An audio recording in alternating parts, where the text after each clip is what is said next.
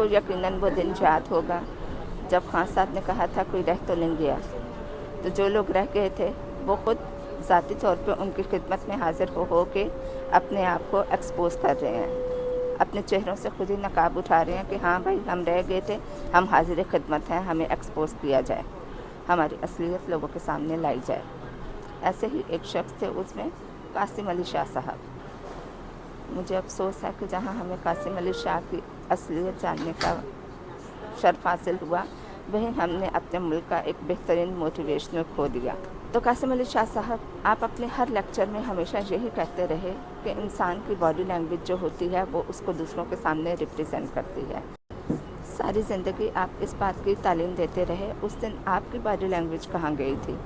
वो क्या दिखा रही थी लोगों को? कभी एक टांग से दूसरी टांग बदलते थे, कभी सोफ़े के सिरे पे खुद को ले आते थे, कभी नैपकिन उठा के पॉकेट में रख लेते थे।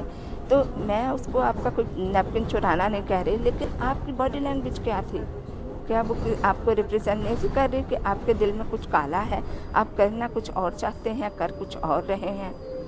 आपके बेशुमार प्रोग्राम्स, लेक्चर्स की मेरे पास वीडियो मौजूद है जो मैं हमेशा सुनती थी और आपको खूब सराहती थी, और आपने हमेशा यही तालीम दी कि बड़ा देखो, बड़ा ख्वाब देखो, बड़े की सोचो। मोटरसाइकिल चाहते हो तो गाड़ी का ख्वाब देखो, गाड़ी चाहते हो तो प्लेन का ख्वाब देखो। आज आप कह रहे हैं कि ख्वाब दिखाने वाले को वोट ना देना, तो आपकी जो कोलोफिल में तज़ाद कैसा? क्योंकि रब्बुल इज़्ज़त ने आपका असल चेहरा लोगों को दिखाना था। आपके बच्चे को स्कूल में बुली किया जाता है, उसको डराया धमकाया जाता है, जिसका मुझे दिली अफसोस है, क्योंकि बच्चों को हमें अपनी इन हरकत से अलग रखना चाहिए। लेकिन अपने बच्चे को इन मुश्किलात में डाला किसने? आपने। आप वहाँ ये हरकतें ना करते, अपने बारे में जो भी बात थी उसको बिल्कुल शीशे की तरह क्लीन रखते।